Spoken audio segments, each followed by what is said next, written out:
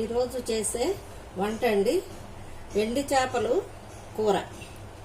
దానికి కావలసిన వస్తువులు: ఎండి చేపలు, దాంట్లోకి వంకాయ ములక్కాయ వేస్తున్నానండి, అలాగే ఉల్లిపాయలు, పచ్చిమిరపకాయ, కొత్తిమీర, కరేపాకు, ఆవాలు, జీలకర్ర, ధనియాల పొడి, పసుపు, కారం, ఉప్పు. దానిలోకి చింతపండు పులుసు తయారు చేసుకునే విధానం. ముందుగా అది వంట చేసే పాత్రను పెట్టుకున్నామండి.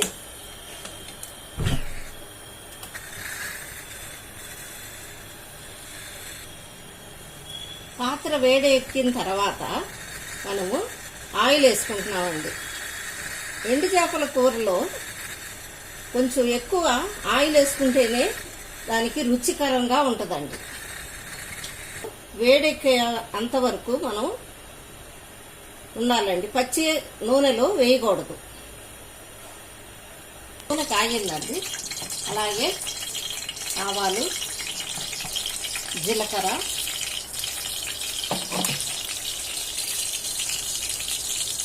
నాలుగు పచ్చిమిర్చి, కరివేపాకు, ఉల్లిపాయ.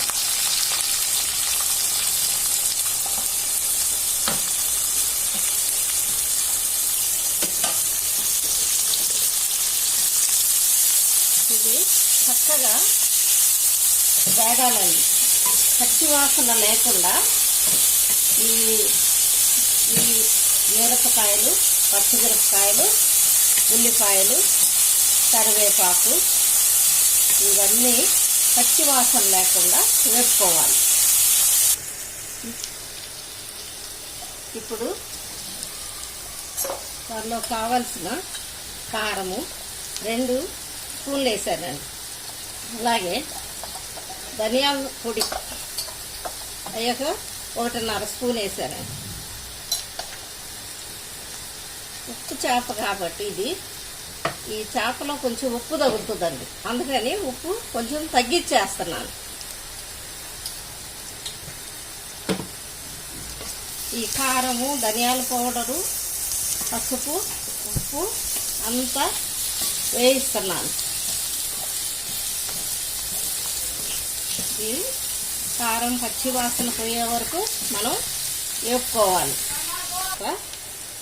మనం వంకాయ ముక్కలు నీళ్ళల్లో వేసి మనం కొంచెంసేపు పెట్టుకున్నామండి, కట్ చేసి. ములక్కాయ, వంకాయ 2 వేసాం. 2 వేసిన తర్వాత అప్పుడు ఎండు చేపలు వేస్తున్నాం.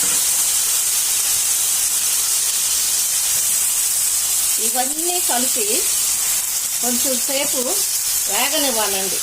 ఆ నూనె అనేది ఆ చేపలకి, వంకాయకి, ములక్కాయకి పట్టాలండి.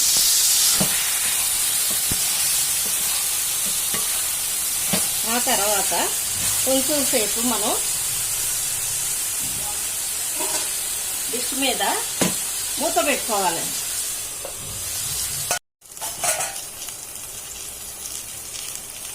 ఇప్పుడు మనం వంకాయ ముక్క, ములక్కాయ ముక్క, చేప, దానికి నూనె, ఉప్పు, కారము అన్నీ పట్టిన తర్వాత మనము చింతపండు పులుసు పోసుకోవాలండి. బాగా కొంచెం చింతపండు తీసుకొని ఆ పులుసుని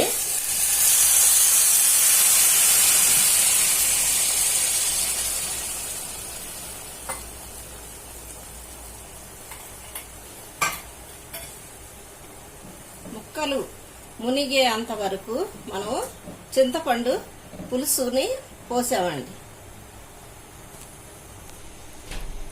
ఆ చింతపండు కూడా కరెక్ట్గా ఇంత చింతపండు అయితే సరిపోద్దండి. ఇది ముందుగా బాగా కడిగి నానబెట్టుకున్న చింతపండు. ఇప్పుడు మనం చింతపండు వేసిన తర్వాత మనము కొంచెం చెక్క, లవంగ, గసగసాలు, ధనియాలు వేపిన పౌడర్ అండి ఇది. గరం మసాలా, ఆ పౌడర్ను కూడా దీంట్లో వేసాను.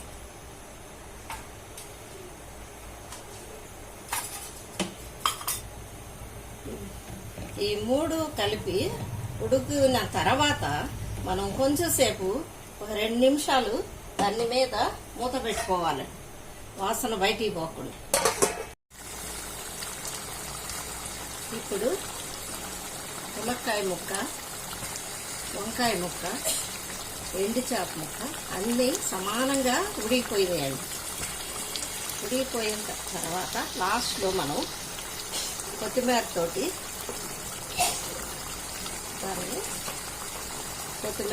కలుపుకోవాలి. ఈ కలుపుకున్న తర్వాత ఈ కూర రెడీ అయిపోయిందండి. కూర అంతా వండేసుకున్నామండి. ఆ వండేసిన కూరని ఒక డిష్లో తీసుకున్నాము. ఇప్పుడు మీరు వంట చేసుకొని వండి తిని రుచి చూసి కామెంట్ చేయండి.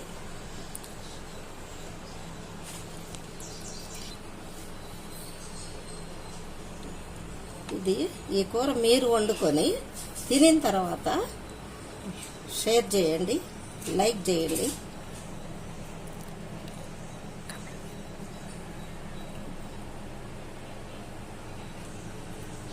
నమస్తే.